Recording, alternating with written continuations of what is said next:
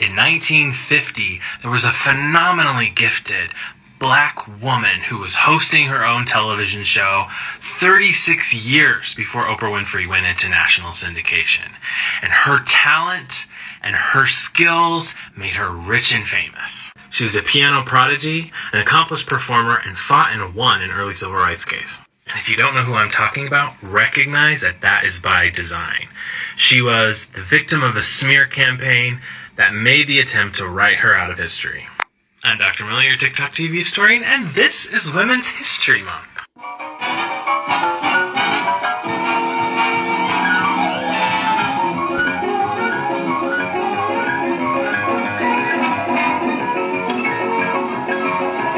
Meet Hazel Scott, a critically acclaimed performing artist who began study at Juilliard at 8 years old. Let me repeat that, 8 years old.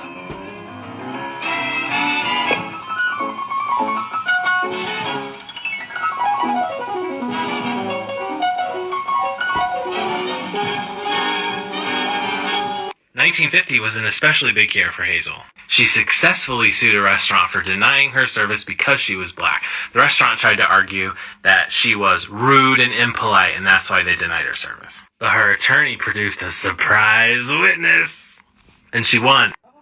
Attracted by her fame and talent, Dumont Network came calling and offered her her own weekly show. Contrary to what Wikipedia currently says, Hazel Scott wasn't the first black American to host a TV show. Ethel Waters had had a variety special in 1939, and in 1948, Bob Howard hosted The Bob Howard Show. But she was probably the most successful, given that her show started out locally and went national on the Dumont Network.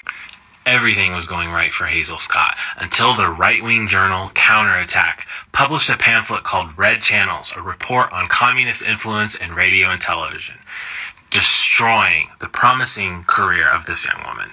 But unlike a lot of other people who were blacklisted in red channels, Hazel wasn't just a woman, she was a black woman.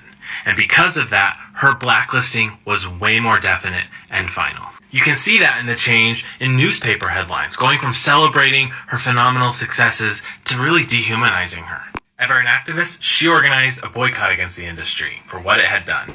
In an attempt to save her career, she even voluntarily appeared in front of the House Un-American Activities Committee. And in my opinion, it's ridiculous that she's not in every single American history textbook. Like and follow, and the more you'll know.